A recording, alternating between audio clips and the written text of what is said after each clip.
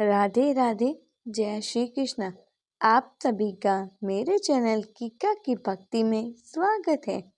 हिंदू धर्म शास्त्रों में एकादशी का विशेष महत्व है और माघ मास के शुक्ल पक्ष में आने वाली एकादशी को जया एकादशी कहते हैं और ये एकादशी अत्यंत पुण्य प्रदान करने वाली है।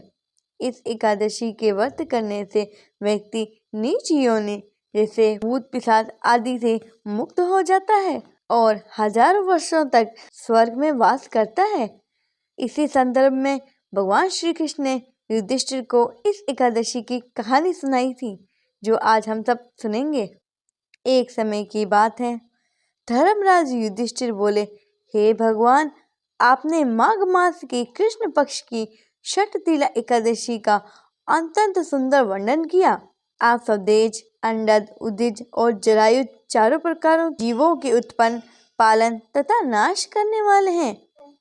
अब आप कृपा कर माघ शुक्ल पक्ष एकादशी का वर्णन कीजिए। इसका क्या नाम है, इसके व्रत की क्या विधि है और इसमें कौन से देवता का पूजन किया जाता है। तब श्री कृष्ण बोले, हे राजन, इस एकादशी का नाम जया एकादशी है। इस एकादशी का व्रत करने से मनुष्य ब्रह्म हत्या जैसे पापों से छूटकर मोक्ष को प्राप्त होता है तथा इसके प्रभाव से भूत पिशाच आदि योनियों से भी व्यक्ति मुक्त हो जाता है। इस व्रत को विधि पूर्वक करना चाहिए। अब मैं तुम्हें पद्म पुराण में वर्णित इस एकादशी की महिमा सुनाता हूँ। देवराज इंद्र स्वर्ग में राज करते थे और अन्य सभी देवगण सुखपूर्वक स्वर्ग में रहते थे।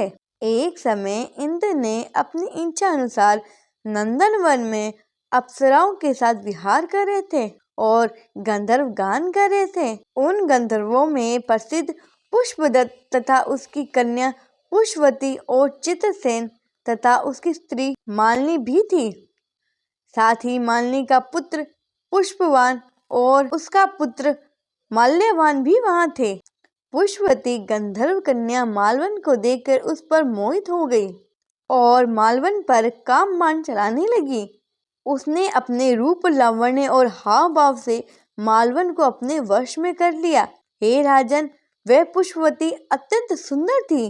अब वे इंद्र को प्रसन्न करने के लिए गान करने लगे, परंतु एक दूसरे पर मोहित हो जाने के कारण उनका चित्त भ्रमित हो गया। इनके ठीक प्रकार से न गाने तथा स्वर ताल ठीक नहीं होने से इंद्र इनके प्रेम को समझ गया और उन्होंने इसमें अपना अपमान जानकर उन दोनों को श्राप दे दिया। इंद्र ने कहा, हे मूर्खों, तुमने मेरी आज्ञा का उल्लंघन किया है, इसलिए तुम्हारा धिक्कार है। अब तुम दोनों स्त्री पुरुष का रूप धारण करके मृत्यु लोक में जाके पिशाच रूप धारण करो और अपने कर्म का फल भोगो। इंद्र का ऐसा श्राप सुनकर वह बहुत दुखी हो गए और हिमालय पर्वत पर दुख पूर्वक अपना जीवन व्यतीत करने लगे। उन्हें गंध, रस और स्पर्श आदि का कुछ भी ज्ञान नहीं रहा। वहाँ उनको महान दुख मिल रहे थे। उन्हें एक क्षण के लिए भी निंद्रा नहीं आती। उस जगह अत्यंत शीत था। उनके रोंगटे खड़े हो रहे थे और मारे शीत के उनके दांत बज रहे थे। एक दिन पिशाच ने अपनी पत्नी से कहा, पिछले जन्म में हमने ऐसे कौन से पाप किए थे जिससे हमको ये दुखदायिनी पिशाच योनि प्राप्त हुई है। इस पिशाच योनि से तो नरक के दुख सहना ही उत्तम है। अतः हमें किसी भी प्रकार का अब पाप नहीं करना चाहिए। इस प्रकार विचार करते हुए वे अपने दिन व्यतीत कर रहे थे। दिव्य योग से तभी माघ मास में शुक्ल पक्ष की जया एकादशी आई। उस दिन उन्होंने कुछ भी भोजन नहीं किया, न ही कोई पाप कर्म किया, केवल फल फूल खा के अपना दिन व्यतीत किया और सायंकाल के समय महान दुख से पीपल के वृक्ष के नीचे बैठ गए। उस समय सूर्य भगवान अस्त हो रहे थे।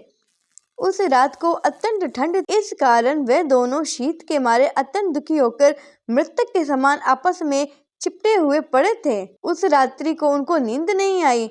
हे राजन, जया एकादशी के उपवास और रात्रि के जागरण से दूसरे दिन प्रभात होते ही की पिशाच योनि छूट गई। अत्यंत सुंदर गंधर्व और अप्सरा की देह धारण कर सुंदर वस्त्राभूषणों से अलंकृत होकर उन्हें स्वर्गलोक को प्रस्थान किया। उस समय आकाश में देवता उनकी स्तुति करते हुए पुष्प वर्षा करने लगे। स्वर्गलोक में जाकर इन दोनों ने इंद्रदेव को प्रणाम किया।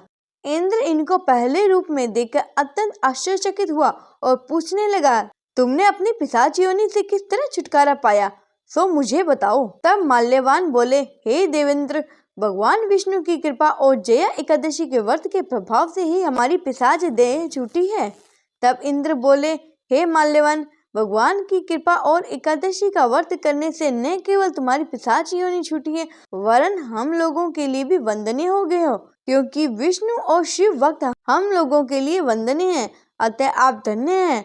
अब आप पुष्पवती के साथ जाकर विहार करो। श्री कृष्ण कहने लगे, हे राजा युधिष्ठिर, इस जया एकादशी के व्रत से बुरी योनियां छूट जाती है। जिस मनुष्य ने इस एकादशी का व्रत किया उसे मानो सब यज्ञ, जप, दान आदि कर लिए। जो मनुष्य जया एकादशी का व्रत करते हैं वे अवश्य ही हजारों वर्षों तक स्वर्ग में वास करते हैं।